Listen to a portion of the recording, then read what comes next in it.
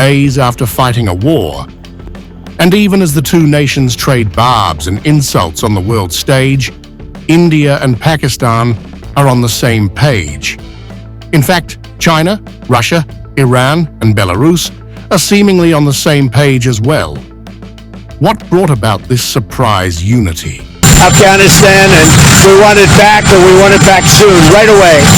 And if they don't do it, you're going to find out what I'm going to do. Of course, the US President Donald Trump's latest demand, he wants Bagram, and he wants it now.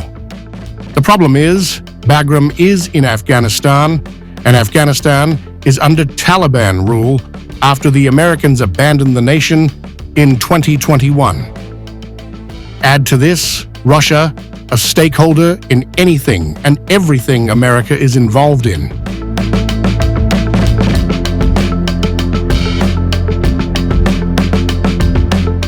All eyes were on the 7th Moscow format consultations, in which, for the first time ever, a delegation from Afghanistan also participated. This delegation was led by Amir Khan Muttaqi, the foreign minister of the Taliban government, whose biography on the official website of the Ministry of Foreign Affairs of the Islamic Emirate of Afghanistan reveals he was actively fighting the Soviets in his early years. But on the 7th of October, Muttaqi met his Russian counterpart in Moscow.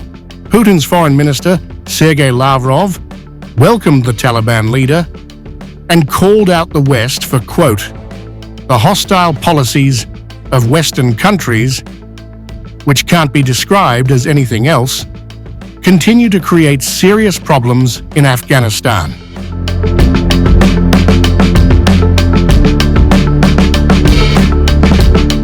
Подтверждаем категорическую неприемлемость размещения военной инфраструктуры третьих стран на территории Афганистана, равно как и на территории соседних с ним государств под какими бы то ни было предлогами. Силовое присутствие внерегиональных игроков способно привести к дестабилизации и новым конфликтам.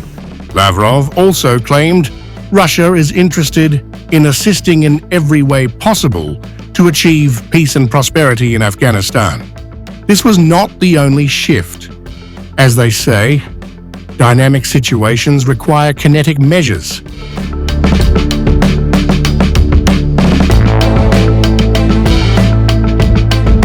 The rejection of foreign military deployments in Afghanistan is clearly aimed at the United States of America.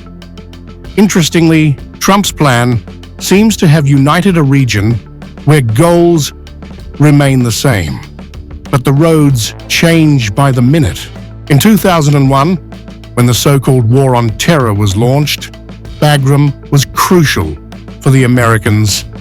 It was the Soviet Union that built Afghanistan's largest air base. When the Americans entered, they expanded the base. It now has 2 concrete runways and is around 50 kilometers from the capital Kabul. Due to the terrain, taking Afghanistan solely by air superiority is a near impossible task. The area restricts operation of larger war and cargo planes, and communications are severely affected. However, Bagram is a great launch pad. Not only does it provide a solid foothold in the region, it is also less than an hour away from China's Xinjiang nuclear facility.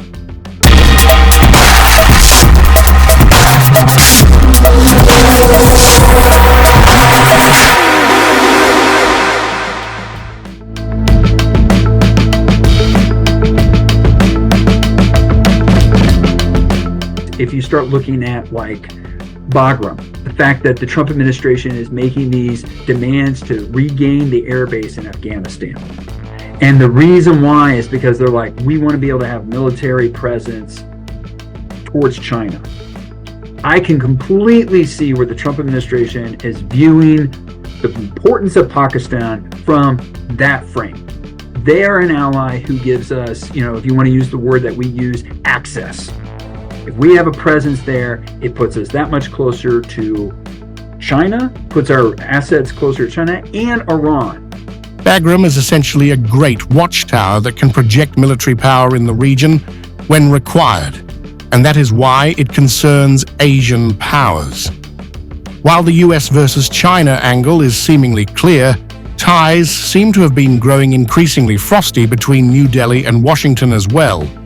India, which has been paving its own path towards global superpowerdom, is seemingly viewing Trump's plan with caution. The trade and tariff tensions have only been compounded by the White House directly blaming India for Russia's continued war on Ukraine.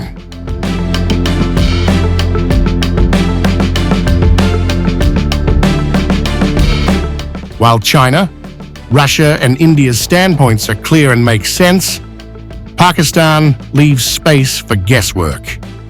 Days after Trump first made the Bagram demand, he met with Pakistan's Field Marshal Asim Munir. Balochistan aside, many speculated that the two might have also discussed the air base. In light of the recent Islamabad Taliban tensions and PM Shehbaz Sharif's clear attempts to cozy up to Trump, the Americans no doubt thought they had support for Bagram takeover as well.